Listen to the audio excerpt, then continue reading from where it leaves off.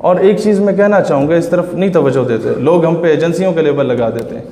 آپ لوگوں کو، نوجوانوں جو ایف ایس سی کر رہے ہیں، آپ لوگ گھسو افواج پاکستان میں. آپ لوگ بی ایس سی کر چکے ہو تو سی ایس ایس کا امتحان دو.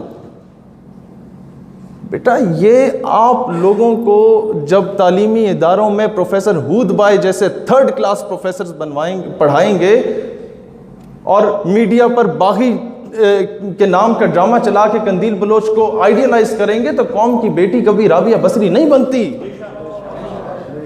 سسٹم کو کون چینج کرتا ہے؟ منسٹر چینج کرتا ہے؟ نہیں. آج تک سچ تو بتایا نہیں گیا، بیوروکریٹ کرتا ہے. آج تک اسلامی تعلیمی نظام کیوں نہیں آیا؟ میں وہ جذباتی یا روایتی باتیں نہیں کر رہا، آج میں سمجھانا چاہتا ہوں. آپ کا سب سے پہلا جو فورن منسٹر تھا، سر ظفر اللہ جسے کہا جاتا ہے، وہ 3rd کلاس آدمی قادیانی تھا. اور اسد اللہ شخص ایک جو یہودی تھا، بعد میں مسلمان ہوا. قائد اعظم نے کہا کہ جو مسلمان ہوتے ہیں حضرت صاحب، وہ تو مسلمان گھر میں پیدا ہوتے ہیں، انہیں تو اتنا مذہب کا نہیں پتا ہوتا، جو ماں باپ بتاتے ہیں وہ کرتے ہیں. تم کیونکہ یہودی تھے، تم اسلام کو سوچ سمجھ کر ہی قبول کیا ہوگا، پڑھا ہوگا، لہٰذا تعلیمی نظام، اسلامی تعلیمی نظام تم نے متعارف کرانا ہے، وہ ترتیب دو. اس نے کہا مجھے 1 سال کا ٹائم دیجیے.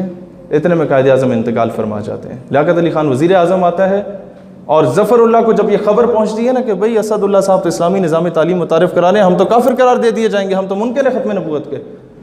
آپ کو پتہ ہے ظفر اللہ فوراً اس کی پوسٹنگ کروا دیتا ہے خلیجی ریاستوں میں ایز این ایمبیسڈر. وہ روتا رہتا ہے کہ میری پوسٹنگ نہ کراؤ، آنے والی نسلیں تباہ ہو جائیں گی. وہ کہتا ہے نہیں، تمہیں جانا ہوگا. اور وہ جاتا ہے تو سب سے پہلے اس کی لائبریری کو آگ لگا دی جاتی ہے. یہ جو حدیبیہ مل کے ریکارڈ جلے ہیں نا، اس کی تاریخ وہ 1948 سے شروع ہوئی تھی. آپ کی حکومت بیوروکریٹ چلاتا ہے، منسٹر 5 سال کے لیے آتا ہے. بیوروکریٹ، یہ چیف سیکریٹری ساری زندگی کے لیے آتا ہے. میں یہ ٹیکنیکل باتیں اس لیے کروں کہ نوجوان زیادہ موجود ہیں. نوجوانوں سی ایس ایس کا امتحان دو، بھیس بدل کے جاؤ، ان کے درمیان میں گھسو. جب تک سسٹم میں گھسو گے نہیں، تبدیلی نہیں آ سکتی اس طرح.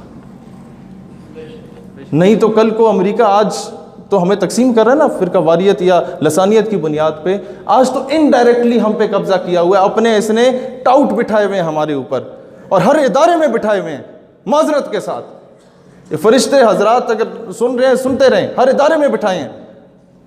بات یہ ہے دوستان ذی وقار، کل کو امریکہ ڈائریکٹلی آپ پہ آ کے قابض ہو جائے گا.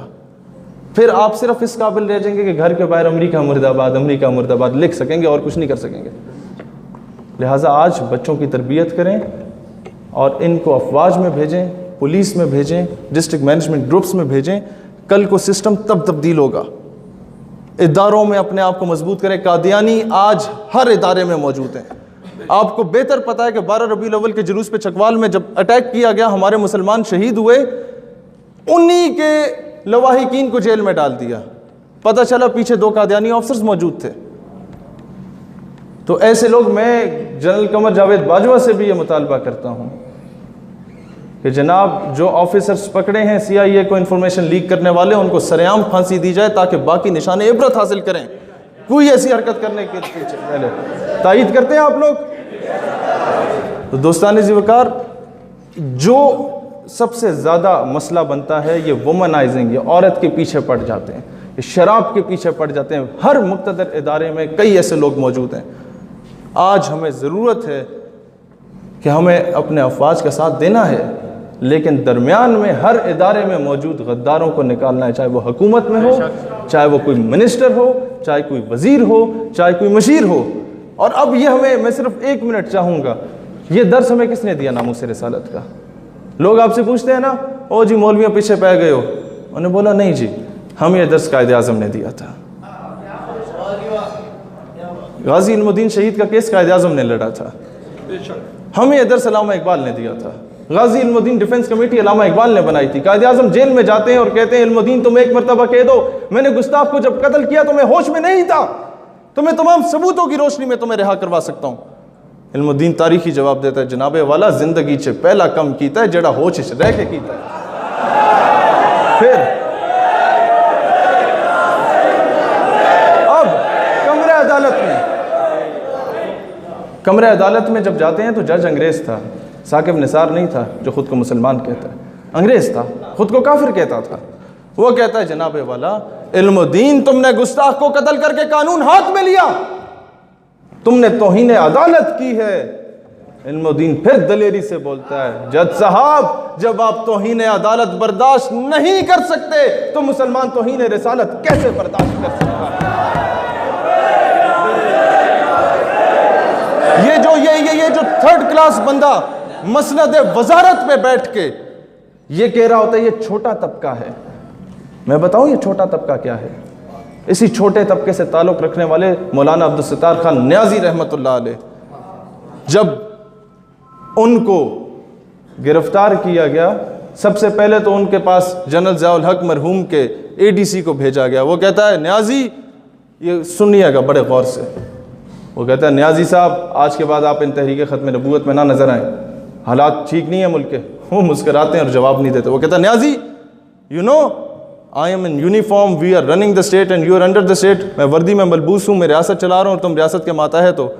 نیازی صاحب کہتے ہیں بیٹا میں جانتا ہوں تم وردی میں ہو، you are in uniform, you are running the state and I am under the state, but listen, I was in uniform when you were in liquid state۔